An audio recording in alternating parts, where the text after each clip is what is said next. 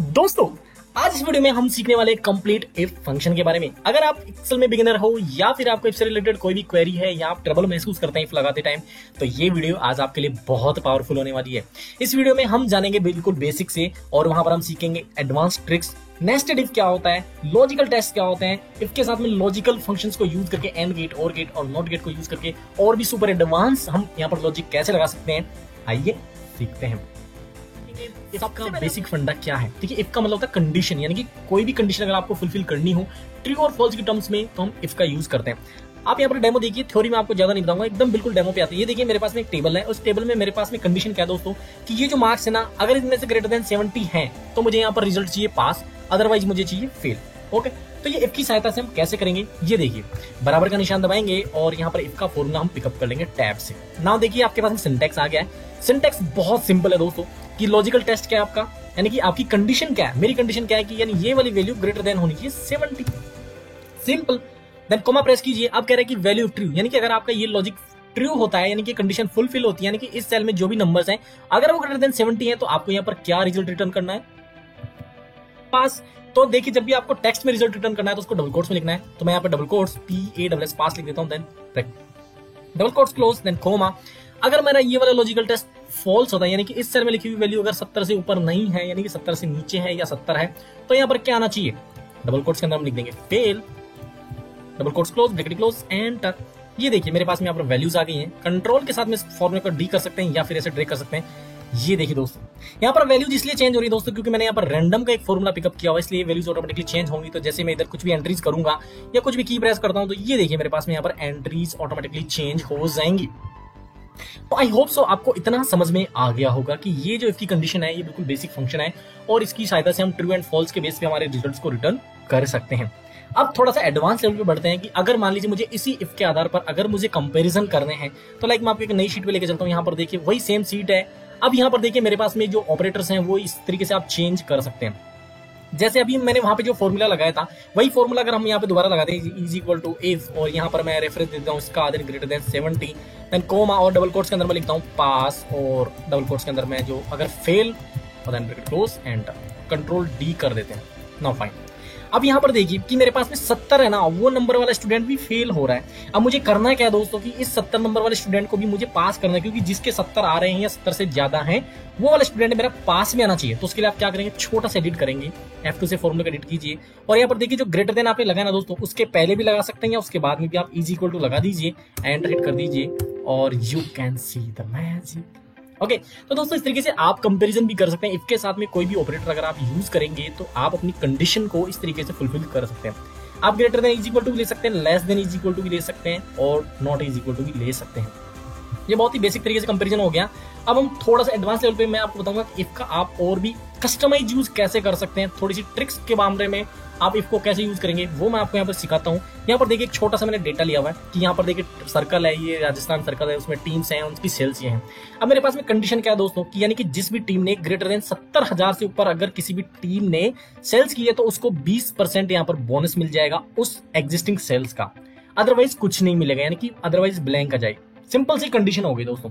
दो ही कंडीशन हमारे पास में। पहली कंडीशन क्या होगी, अगर ये 70,000 से ऊपर की सेल है तो उसको 20% कमीशन मिल जाएगा बोनस में, और अगर नहीं है तो यहाँ पर मेरे पास में ब्लैंक आ जाए। तो उसके लिए क्या करोगे, सिंपली क्या करना है, इज इक्वल टू इफ, और यहाँ पर हमारा लॉजिकल टेस्ट क्या दोस्तों, यानी कि ये वैल्यू ग्रेटर देन होनी चाहिए 70,000, तो मैं यहाँ पे 70,000 टाइप कर देता हूँ, सिंपल, देन कोमा। अब ये कह रहा है कि अगर ये वाला क्राइटेरिया आपका फुलफिल होता है तो आपको क्या करना है, तो मुझे क्या करना दोस्तों, सिंपली क्या करना पड़ेगा, यानी कि ये जो मेरी D7 है ना, उस D7 को मैं यहाँ पर टाइप कर देता हूँ, D7 मल्टीप्लाइड 20%।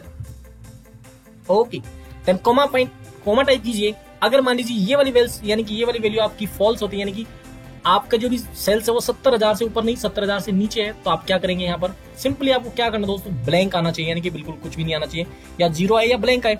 तो मैं यहाँ पर ब्लैंक टाइप करना चाहता हूँ, तो ब्लैंक के लिए देखिए आप यहाँ पर टाइप कर सकते हैं ओपन कोट्स डबल कोट्स।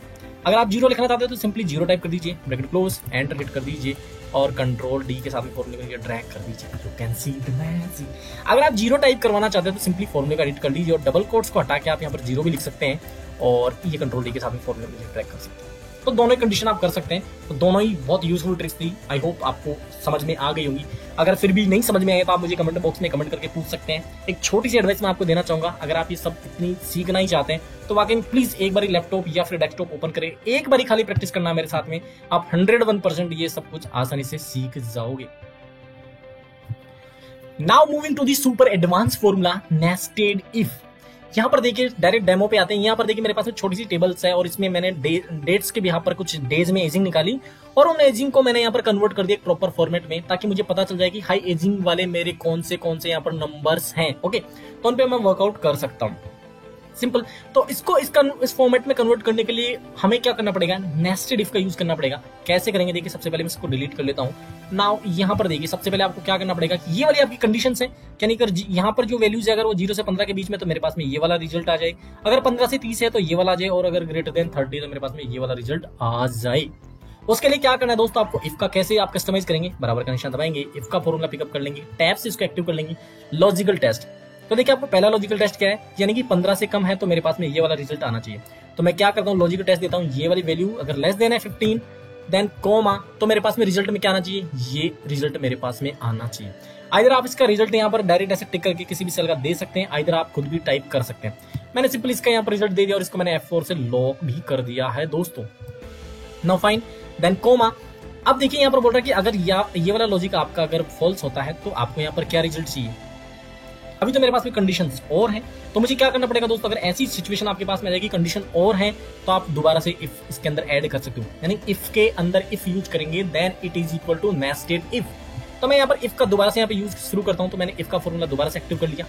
ये देखिए अब यहाँ पर फिर दोबारा से आपको लॉजिकल टेस्ट देना है। लॉजिकल टेस्ट वही देना है कि आपकी जो D7 में जो भी वैल्यू है अगर वो लेस देन 30 है, ओके कितनी है, लेस देन 30 है, तो आपके पास में क्या रिजल्ट आना चाहिए दोस्तों, ये वाली मेरे पास में वैल्यू आनी चाहिए। इसको भी मैं F4 से लॉक कर देता हूं। अगर ये भी मेरा लॉजिकल टेस्ट फेल हो जाता है यानी कि फॉल्स हो जाता है तो मुझे क्या चाहिए, ये चाहिए।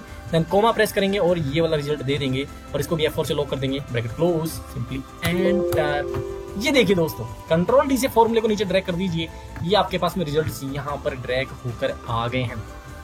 आई होप सो एजिंग का ये फंड आपको समझ में आ गया होगा। इससे रिलेटेड मेरे पास में बहुत सारी क्वेरीज आई हुई थी कि सर एजिंग का फॉर्मेट कैसे बनाते हैं, वो थोड़ा सा बता दीजिए।